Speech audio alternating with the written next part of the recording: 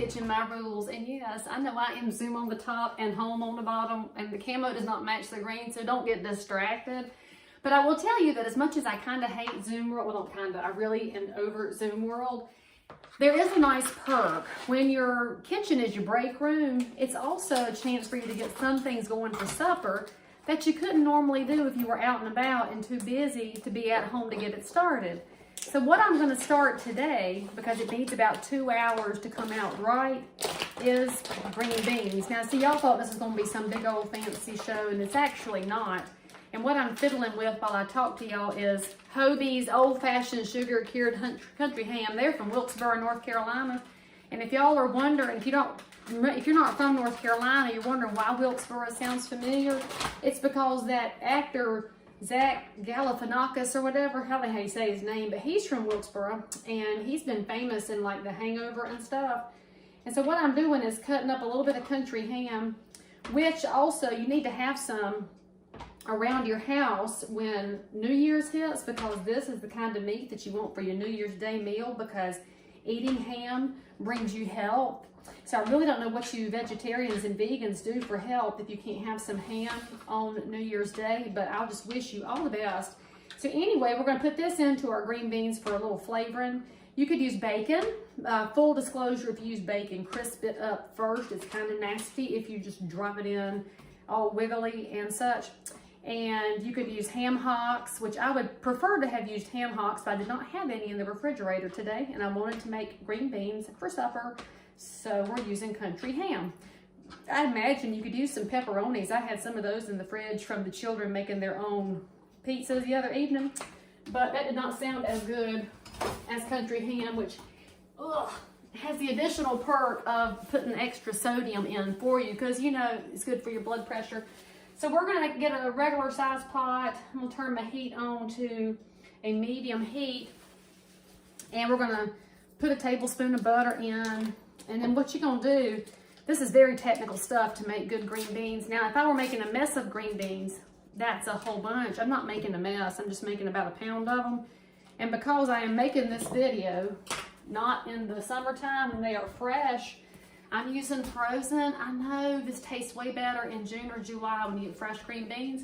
But y'all, I saw the green beans they had on the shelf at the Harris Teeter, and they were puny and wimpy. And frankly, if you pick it up and you can't snap it, don't buy it, all right? A limp green bean is no good to anybody. And I think that applies to many things in life. So anyway, we are melting a tablespoon of butter. And then because I am still having to get back on Zoom, I do not want to cut an onion right now. And so I'm going to throw in some minced onion as soon as this melts. So maybe about a tablespoon of minced onion. And then we're going to toss in about a tablespoon of minced garlic and get that going here. While my butter's melting, let me show y'all the rest of your ingredients. You are going to need some chicken broth. Now, if you are a vegetarian, I still love you. Just don't use the meat and don't use chicken broth. Use vegetable broth. I mean, you could use water, but that's why you get green beans at the cafeteria that do not taste good, because they do not have flavor in them.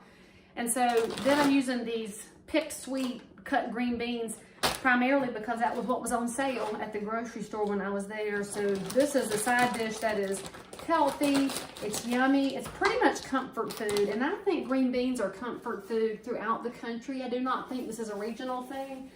But if you were wondering why you don't see any Durkee's French fried onions around, it's because I'm not making a green bean casserole, y'all. I'm just making a side dish of green beans. I don't know what I'm going to fix for supper, but we'll have green beans. I might just eat a piece of bread with it. All right, so once that's melted, tablespoon of minced onion, tablespoon of minced garlic, and then we're going to toss the country ham in there. Now, this particular package of country ham comes with a couple of side pieces and a center, which is basically like a couple of biscuits worth of country ham. And if you are not from the South and you are wondering what country ham is, it is cured, generally sugar cured. It's got lots of sodium in it. It's lots of amazingness. You can make red-eye gravy out of it, and that's a whole different episode for a whole different day. But oh, I love red-eye gravy.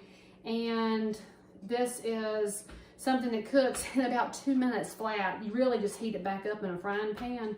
It is so fast to heat up, which makes this your best friend if you have some biscuits around. I haven't made biscuits for y'all either, because mine are buttermilk. Some people eat the bacon powder kind, but I don't care for that kind because, you know, again, my kitchen, my rules. All right, so let's get that going. And so you can do all this, frankly, even while you're on your conference call.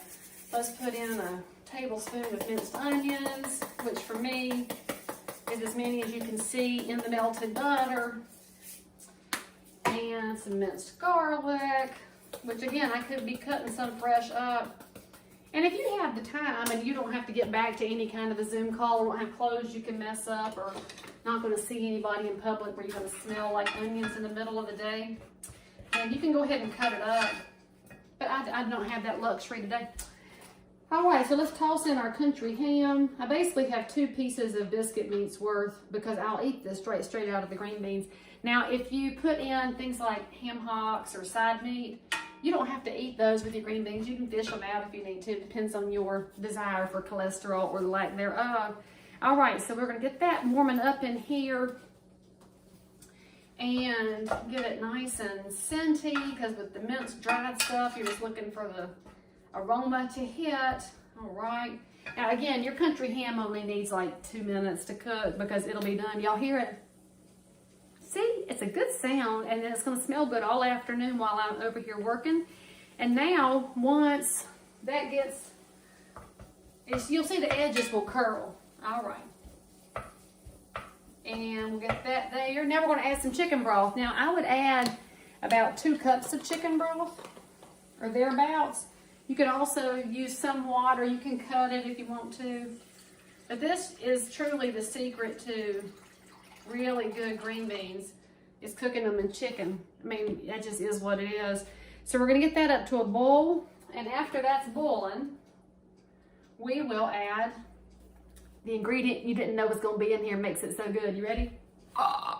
Red pepper flakes. And if you don't have any in your house, steal some from the pizza restaurant when you go to get pizza, because it always makes your pizza better too. And the amount of red pepper you put in depends on how much heat your family likes. So definitely we're putting in a little bit of extra because my mama's not eating supper tonight, but if she were coming, I would totally cut out the red pepper flakes. Then you're gonna need a little bit of salt. You can put pepper, regular pepper if you want. I'm using kosher, of course. I'm gonna put in about I don't know, 2 teaspoons worth, or 1.5 teaspoons. That was probably 2 teaspoons. You can actually cut it a little bit when you have the country ham, but I think I need more red pepper. So let's put that back in there and make sure there's extra of that. Get this little concoction to a boil. I might need some more chicken broth because that does not look right to me. You know we measure by eyesight here. All right, which is a good thing I have an eye doctor who can make my eyes work. Ah! Okay, so then after that's boiling, we are going to dump in our green beans. Now, of course, the ones I bought were pre-cut. Just word to the wise, if you're fixing fresh ones, just, you know, cut the stems off the end and snap it real good. Actually, this Pick Sweet does them about the right size. See, that's good. And I don't like the French cut, by the way. I'm very persnickety about this. We grow the Bush Silver Lake ones. They're real good beans. Burpee has the seeds for those.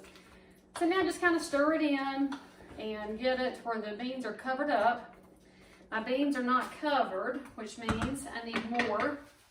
I might put in a wee tiny bit of water this time.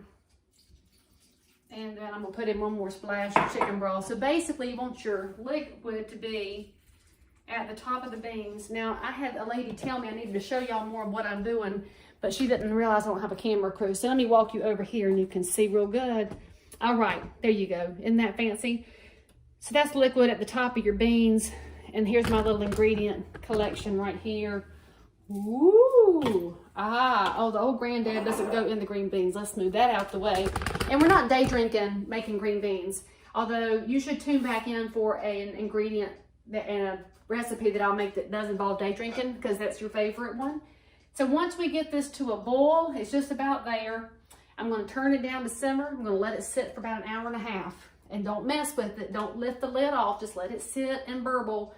And you'll have amazing green beans. 1.5 to 2 hours, depending on your stove and how done you like them.